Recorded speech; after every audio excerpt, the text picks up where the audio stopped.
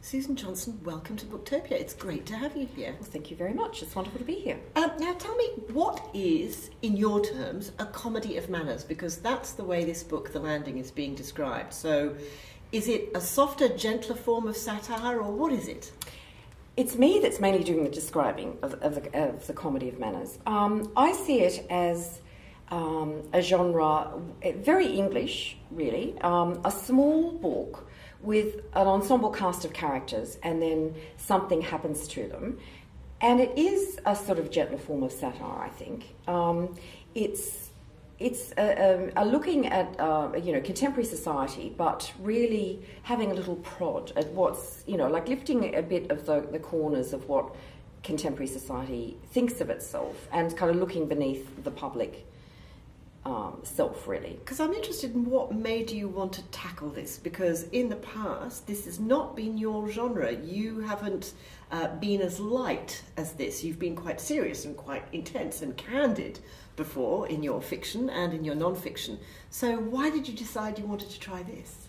I don't know. I mean, I think to a certain extent every book is a reaction to the last book. So every book is a kind of in my case I tend to write, I think I write different books each book as well. I don't tend to write, some writers you pretty much know what you're going to get.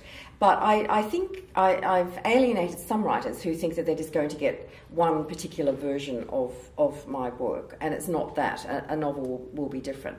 So this one it came about because I was actually I'm back in Queensland after being away for a very long time. I really haven't lived there since the 80s. Wow. So I'm coming back in as an observer in a way. And so there was that element of coming back to a place which is no longer familiar, that was once quite familiar. And I happened to go down to a country beachside resort with a friend one day. And as we're driving into the village, he was saying, well, over there, that guy ran off with so-and-so, and this guy drank himself to death. And, it was one of those stories of, all these events that have been happening in this place. So suddenly I had this idea of, wouldn't it be great to do something as if contained by the walls of the village, in a small place, as if on a brightly lit stage. So that, once I had that kind of idea, then it melded into a lot of other ideas I had, which was, about exile, shame.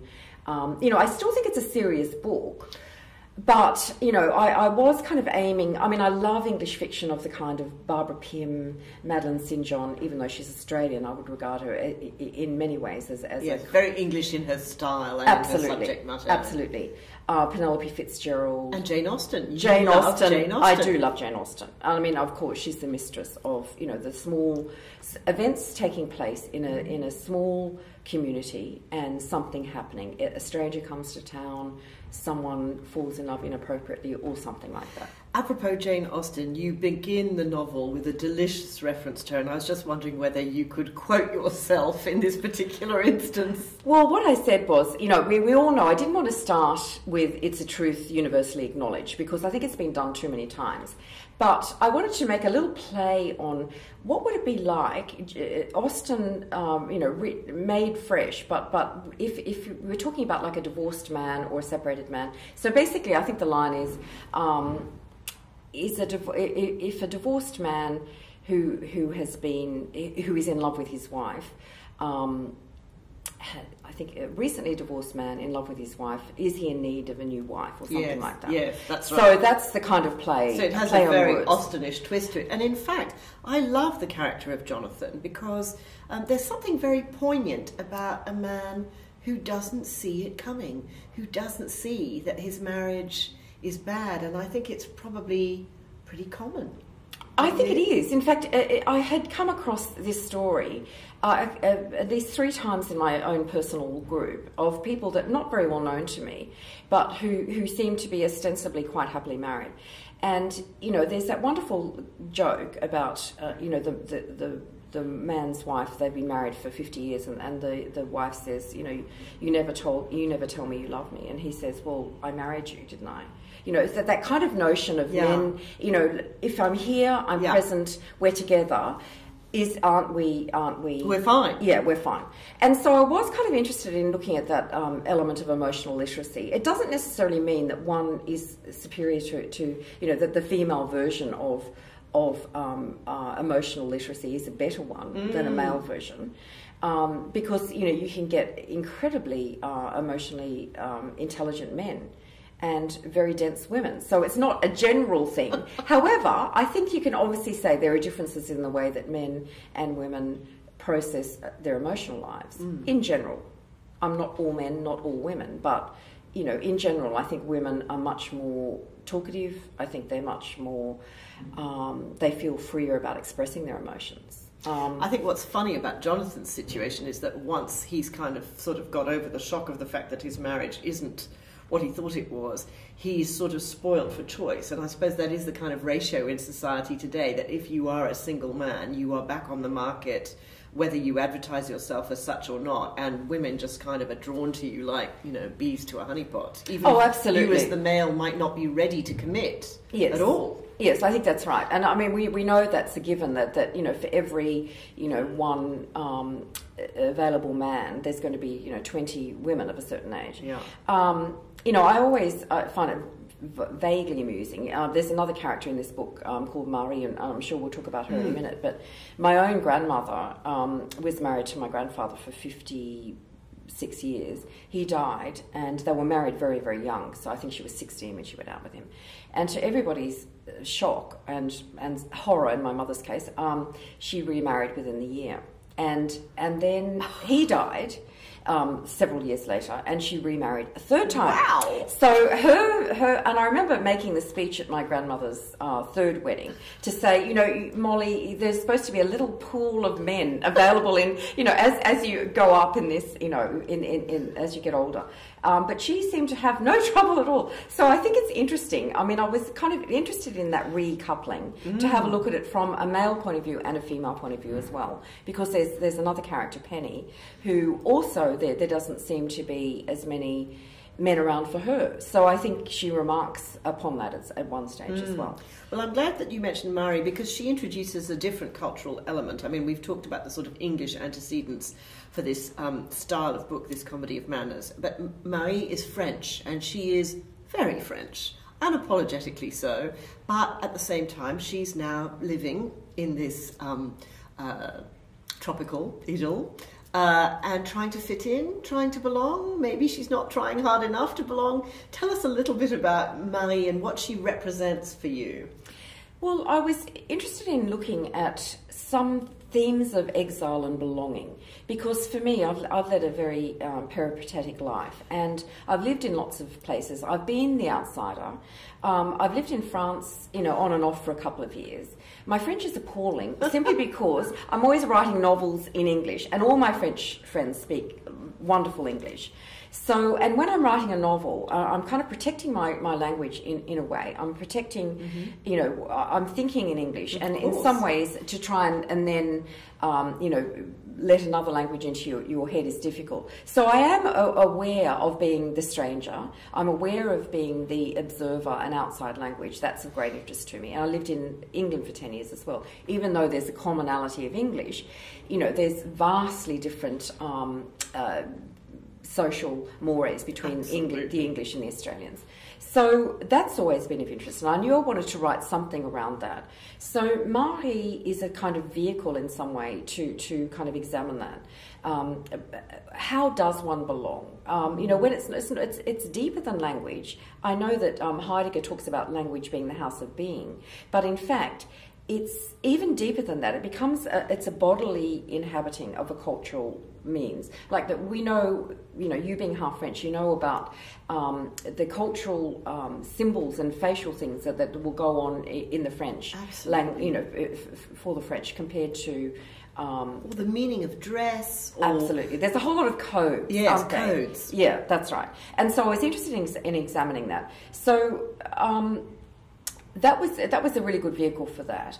But also I wanted to look at shame in a way. I've done a lot of, when I wrote The Broken Book, I did a lot of research into shame, in that was specifically about unmarried mothers and the legacy of shame in that, because it was awful for women in the 40s and 50s. It was a terrible, terrible shame to have to give birth and pretend that it either didn't happen or, you know, it was a dreadful thing.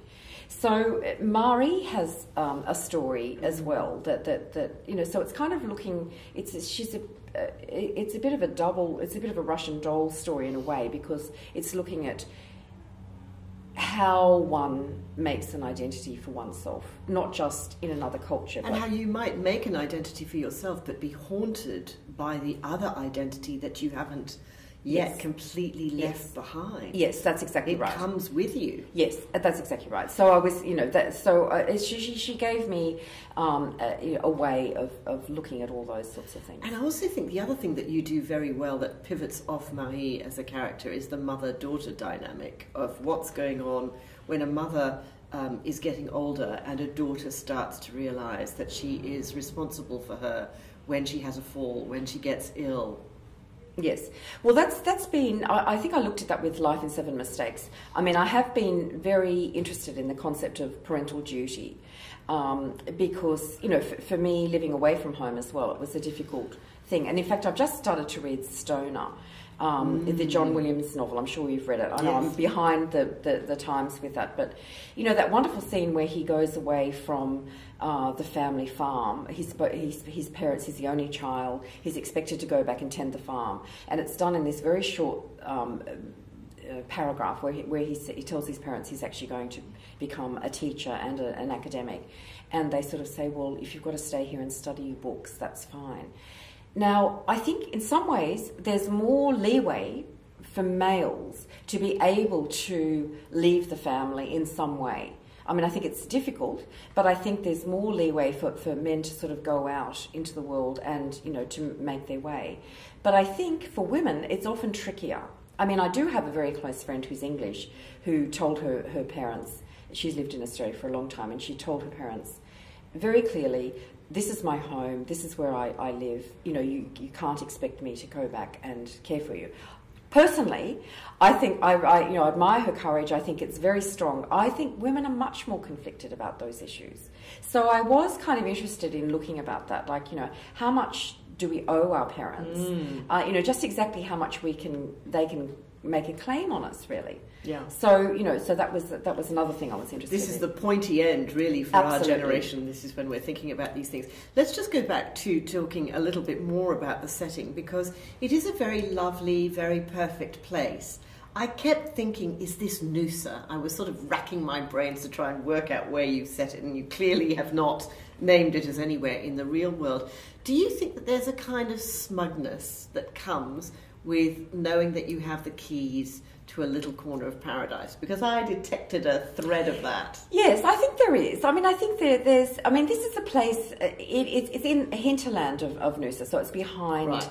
If that's close. Yes, that's right, absolutely. I mean, it is kind of... I wanted it to be identifiably Australian, identifiably Queensland, because there's quite a lot of references to Brisbane and the development of Queensland and Brisbane in particular. But I didn't want to name it because I didn't want people to kind of think, oh, well, you know, let's have a look at who these characters were based on. I wanted it to be free enough to be a work of imaginative fiction to kind of place, you know, all these other ideas within this kind of little stage. However, I think there are... You know, when you've got a second house, I mean, I wanted to make it clear that this is a community where you've got a lot of ex-hippies, ex-junkies, you know, people who are kind of pushed out of the city by real estate prices, who are kind of on the edge of society, who wash up in these places. At the same time, you also have ear, nose and throat specialists and anaesthetists, you know, kind of very wealthy people who've got second houses here. So it's a kind of an odd mix of those two things. And I think there is... you know, surely a bit of kind of, you know, self-congratulatory feeling there sometimes, yes. Yes, I think there is too. I think you've had a lot of fun with that, and it's a great read. Thank you very much, Susan Johnson. Thank you very much. Thank you.